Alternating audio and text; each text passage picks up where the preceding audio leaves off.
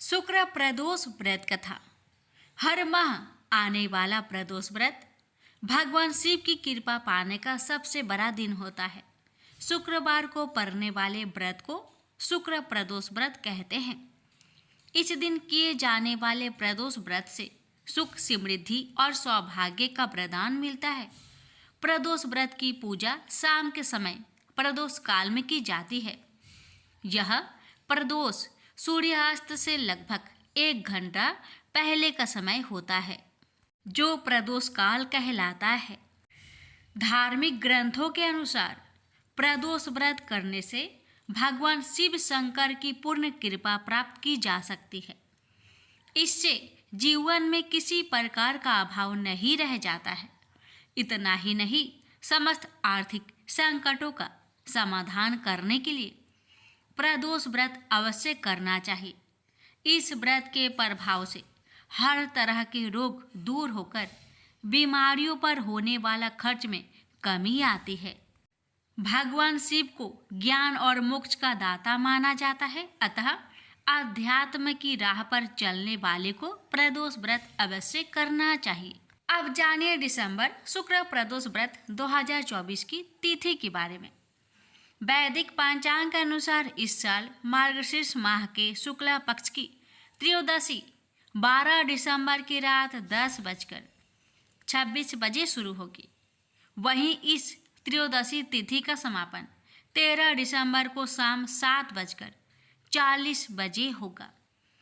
ऐसे में उदया तिथि के अनुसार इस बार शुक्र प्रदोष व्रत 13 दिसंबर को रखा जाएगा। शुक्र प्रदोष व्रत 2024 की पूजा का मुहूर्त।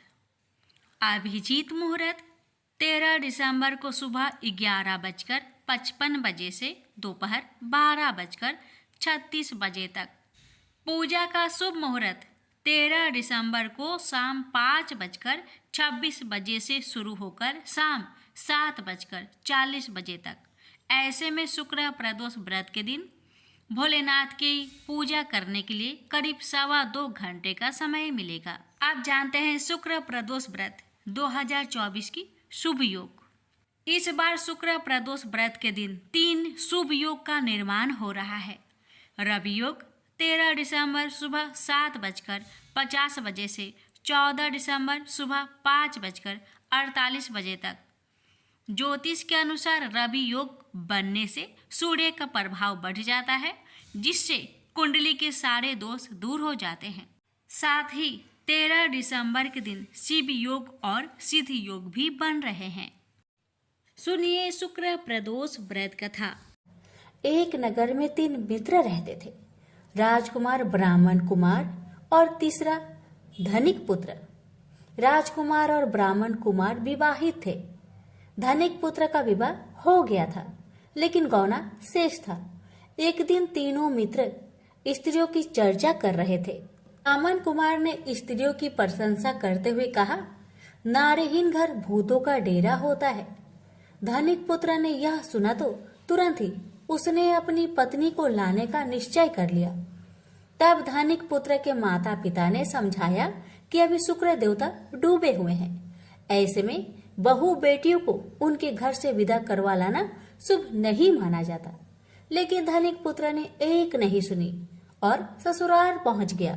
ससुराल में भी उसे मनाने की कोशिश की गई, लेकिन वो जीत पर अड़ा रहा और कन्या के माता पिता को उनकी विदाई करनी पड़ी। विदाई के बाद पति पत्नी शहर से निकले ही थे कि बैलगाड़ी का पहिया निकल गया और बैल की टांग टूट गई।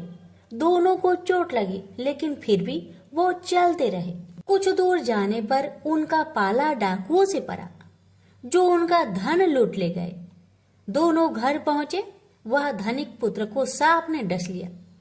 उसके पिता ने वैद्य को बुलाया तो वैद्य ने बताया कि वो 3 दिन में मर जाएगा। जब ब्राह्मण कुमार को यह खबर मिली तो वो धनिक पुत्र के घर पहुंचा और उसके माता पिता को शुक्र प्रदोष व्रत करने की सलाह दी और कहा कि इसे पत्नी सहित वापस ससुराल भेज दो। धनिक ने ब्राह्मण कुमार की बात मानी और ससुराल पहुंच गया, जहां उसकी हालत ठीक होती गई। यानी शुक्र प्रदोष महात्म्य से सभी घोर कष्ट दूर हो गए। इस दिन कथा सुने अथवा सुनाए। तथा कथा समाप्ति के बाद हवन सामग्री मिलाकर 11 या 21 या 108 बार ओम ह्रीं क्लीं नमः शिवाय स्वाहा मंत्र से आहुति दे। उसके बाद शिव जी की आरती तथा प्रसाद वितरित करे। उसके बाद भोजन करे। कहा जाता है कि शुक्रवार को प्रदोष व्रत सौभाग्य और दाम्पत्य जीवन में सुख समृद्धि भर देता है। यही कारण है कि आज के प्रदोष व्रत का काफी खास माना जा रहा है। शुक्रवार के दिन पड़ने वाले इस प्रदोष से सुख समृद्धि मिलती है। प्रेम से बोलिए उमापति शंकर भगवान की जय।